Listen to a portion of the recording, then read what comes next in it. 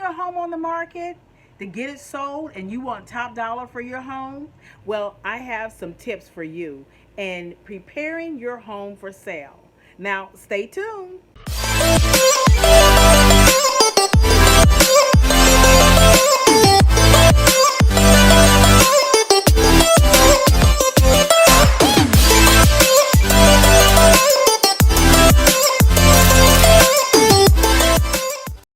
Hi, and welcome back. If this is the first time coming to my channel, welcome. And stick around for a while and know that I am here to help you with any real estate matters that concerns you and keeping you current. Now, hit the bell, the red bell. Hit the red bell. Okay, I am here to help you with some tips on what to do to your home and getting it sold. So let's go through about 5 that I have and wanting so you can get as most for your property as possible. So I would say tip number 1 would be, I know you've heard it before. We have to declutter and depersonalize the interior. Now, you probably had your niece, your nephew, your uncle, your mother, your brother, and all sorts of people tell you about you got to clean up, depersonalize, but I don't think they told you about the exterior. You got to do the same thing for that as well. So, now, let's do this. Go through each room that you have and look at what can you get rid of? What can you put in a storage? What can you take down? Let's say take down some personal pictures. I know you love those wedding pictures. You love those family pictures. You love all of that. And so do I. However, when you have a buyer that's coming through your home, you want that buyer to see your home without your stuff there so they can visualize their items being in there.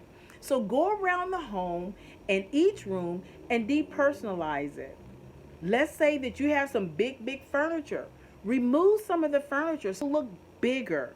So walk around and see if you can find where you have big furniture so that you can remove that furniture. Put it in a storage or put it in, a garage for right now neatly, because they're going to go to the garage and they're going to be looking. So the best thing, since you're going to be moving, is to get a storage and start packing those items in a storage. Now, that's for the interior. About depersonalizing. So now we got to go outside. Let's go outside. Do you have any personal items sitting around? Maybe a flag. Maybe some pictures outside. Maybe some things that you were hanging that remind you of someone. Or you picked up a momentum as you were out cruising or having a cruise or on vacation. Whatever that may be, let's take it around. Let's remove it. If it's not part of the landscape, remove it. Okay? I think we got it from there. Let's go to the kitchen. Remove everything from the kitchen, from the countertops. Remove. You will need your coffee pot, things like that. But make it as clean as possible. So the less you have on your counter, the bigger the space looks as well. So clean the countertops off of all the items that's up there. And then look around and see, oh, you know what? Don't forget all those magnets that you would have on the refrigerator. Let's remove all of those off the refrigerator, because you want them to see the space that they're going to be putting in their items and not looking at your items.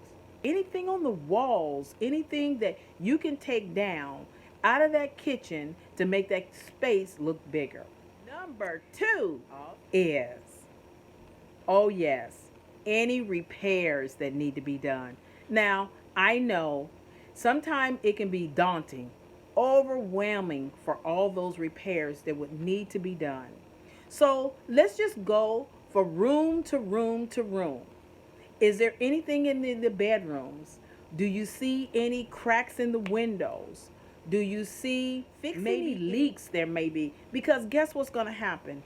When you have your home inspection, or not you, or when the buyer has their home inspection, that's all those things is going to come up.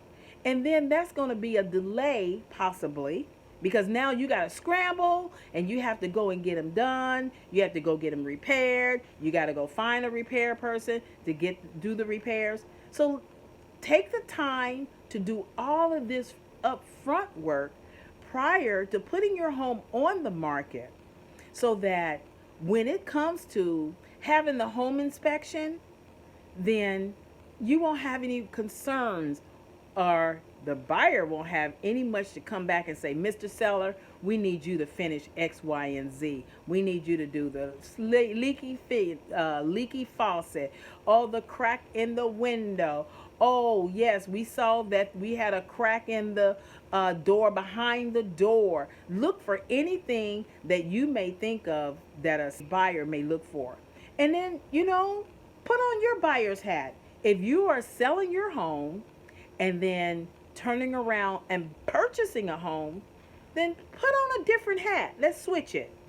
And what are you looking for in your home? And it's the same thing that a buyer will look for.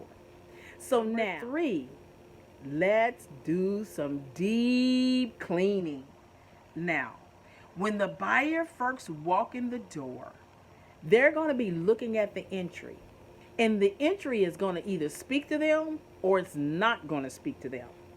It's going to, meaning inviting, say, I'm inviting, yes, buy me, buy me, buy me. Again, we on the ceiling. Maybe there are some spider webs that hasn't been taken down. Maybe there are some things on the wall that needs to be cleaned. Maybe you have a pink wall and that also needs to be, neutralize your space. So, does the floors need cleaning and shining? Do you have wood floors? Do they need to be shined up? Once that buyer walks in there, because that buyer is going to be looking at everything, every little detail when they walk in. So next, let's say you have a fireplace. Clean up the fireplace. Clean it up.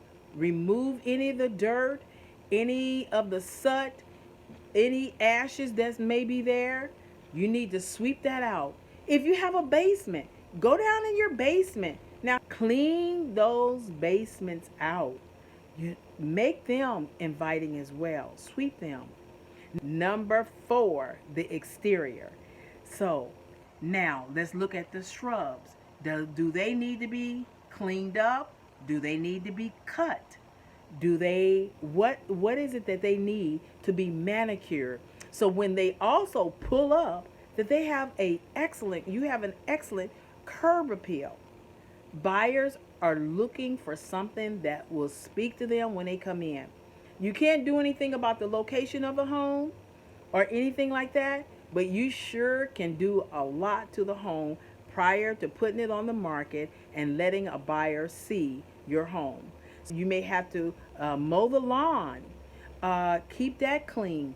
Look at the cracks that driveway or any that you can really take care of. That's not too expensive, but we know driveway have cracks in them.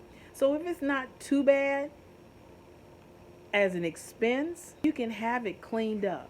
Number 5 is the roof. Now, pressure wash the roof. Get the debris off, because the roof has much wear and tear on it. It has more wear and tear than your interior. And I would say that even to the siding of the house, because it hits the sun gets on it day in and day out, meaning in the summertime. Then you have the winter where the snow or the rain or the hail or all those elements are up there. And then you may have something that dropped on it and it cracked one of the shingles or something like that. Go and look at your roof. Pressure pressure wash that roof. Get all those shrubs off. Get all the dirt off. Get everything off and then look at it. Stand back and take a look and see what you see on your roof that may be not appealing. That could also be a a point of where the sale can be very slowed up. Now, once you've done all of that, do this. Stand back, look at your home and see how does it look from your point of view? And then remember, you're going to be a buyer as well. And how do you look at it from a buyer's perspective? Take off now the hat as a seller and put on the hat as a buyer and see how that house looks. This is a good tip. You have to neutralize the odors. Believe me, they can smell pet odors, smoke odors. So go in and listen. If you like what I said, give me a thumbs up, hit the bell, hit subscribe, and leave a comment below so I can answer any questions that you may have as a seller.